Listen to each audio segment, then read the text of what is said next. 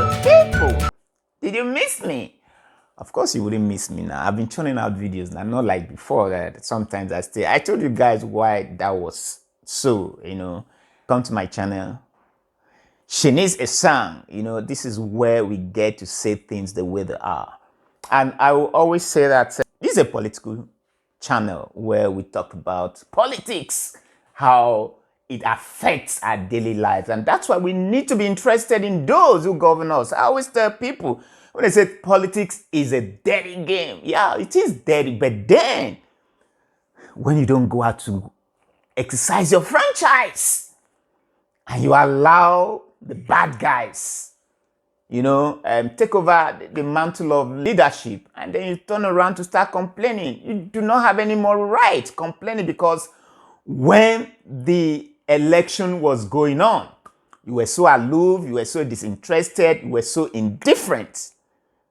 And now, who knows, maybe your vote would have made a whole lot of difference, and maybe the guy that you wanted to be there would probably have been there, and maybe things would have been a lot better. So don't you ever say that politics is dirty. Even if politics is dirty, don't leave it for the dirty guys. Allow the clean guys also come in and clean up the system. That's just what I'm saying.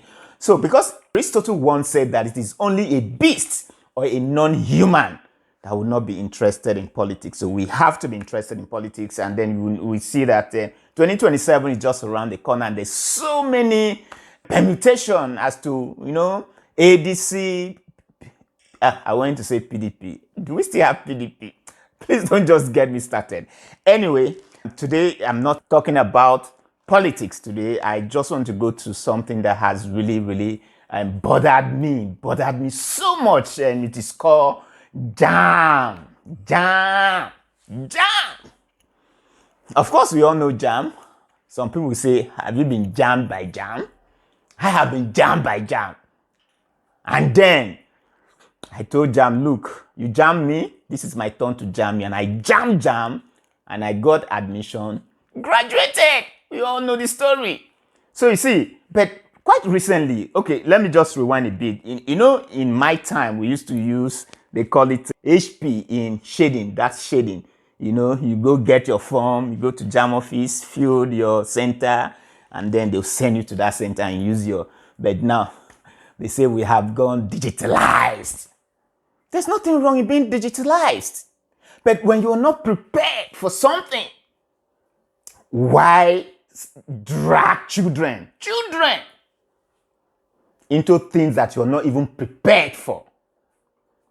I'm sure it was last year when Registrar Jamb came in and was crying on national TV because the children were seriously traumatized by the shoddiness of Jamb preparations. And he came out and I said it in one of the fora I was opportune to have this conversation. And I said the man was just shedding crocodile tears. Instead of coming to national TV and crying about the shoddiness of Jamb preparations, why don't you just use that time and perfect the system, perfect the structure?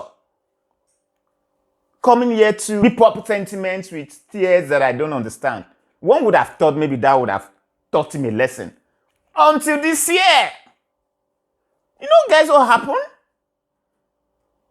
A man called the radio station that analyzed issues well and narrated his ordeal. How they sent his kids from Uyo all the way to Abia State into the thick forest. They were sleeping in huts and mud houses. You can imagine that kind of experience. I don't even want to go into reptiles and dangerous animals that could probably endanger the lives of those kids.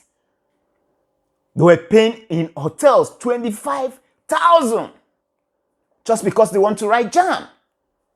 You take somebody, a child, from another state to another state because you are conducting exam. Kids that are under 17. Just today I read a piece how a woman collapsed, and was sent to an early grave to meet her maker, all in the name of trying to, assist the daughter into writing Jamb. So if you can't get this thing right, for goodness sake, can you give it a break? It's people like Jamb that is giving Nigeria this bad name that we are developing. Why can't we be called developing country when a simple thing like the conduct of Jamb is more like a rocket science? This is so sad. Sad, sad, sad. If your result is not missing, the stories are just, the other time we heard that snakes swallowed millions. And I'm wondering what kind of anaconda was that. I wonder what kind of anaconda was that would swallow millions of money. They say Nigeria can be a country of absurd. The absurdity here smacks of, don't even get me started. So the point I'm making here is this. If Jamb wants to get things done properly, Jamb should increase the centers. Increase the centers. If you had maybe said, oh, XYZ number of candidates registered for this exam, we're going to write these exams, and the time frame for the exam was already there, and you check your Jamb portal, and you see that, oh, there's still room for, you create those centers, because I even heard from the grapevine that some of those centers that this Jamb candidate were even supposed to use, the centers were, they went and pruned down some of the numbers, reduced them. How do you reduce Jamb registration centers when it is not even enough?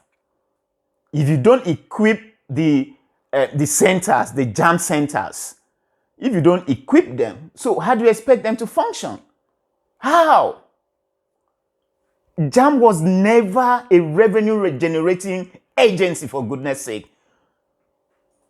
Instead of using the funds to develop the infrastructure, you want the federal government to, to hail you, and then you send money back to the coffer of government when you need funds to develop the structure, and then make sure these kids don't go through what they go through. I think that would be all for Jamb. I don't want to get upset because this kind of thing gives me the creeps. I didn't even talk about the issue of kidnapping. Kids were coming in from Cross River State, coming to write exam in Akwa Ibom State. As they were being ferried on the waterways, they got kidnapped. And at Benue State, the same thing happened at Otukpo. So it is just sad. In a situation where the security challenges are so enormous, and then you subject those kids into those kind of harrowing, traumatizing experience, all in the name of, I want to go to the university because I want to be a graduate. I have to, lose an arm and a leg.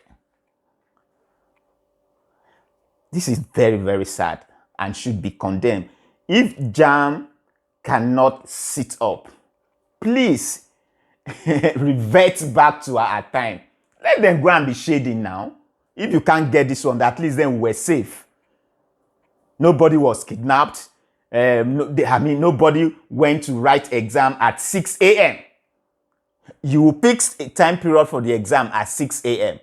And then you bring the child, for example, from Cross River State, you send the child to Abia State, and he's supposed to be writing exam by 6 a.m. Who does that? This is sad. I don't even want to say more on this. It's sad, sad, sad. Now, switching over to police. Police. Oh my goodness, police. I know that most Nigerians, there's no love lost between Nigerians and the Nigerian police force. Let me put it that way. There's this trust quotient between the police and the people. Let's forget big grammar. Between the police and the people, Jare, is so slim. They don't trust the police. I am forced to empathize with the police sometimes because they say if you pay bananas, you get monkeys. These police officers, their remuneration is so poor. That's why sometimes I heard a father once told the son, Maybe the son probably wanted to get something done and then told the father that there's a police form somewhere. Maybe the father could, push one or two buttons, the father said, if I hear, in fact, I will disown you to even hear that you joined the Nigerian police force. And why is this so? Nigerian government doesn't even, doesn't place that police where a policeman should be placed. In terms of welfare, in terms of remuneration, nothing. Nigerian police, they are highly paid. I'm not holding breath for them. I'm not saying that's probably the reason you see them hang out with joints and extorting money left, right, center from commuters, from Nigerians and all this stuff. I'm not just holding breath for them. But sometimes you have to look at the backstory. And what's the backstory? They're not well paid. They're not well paid. That's the backstory. Check out where they live in the barracks. I can't even cross that barracks, let alone to live there.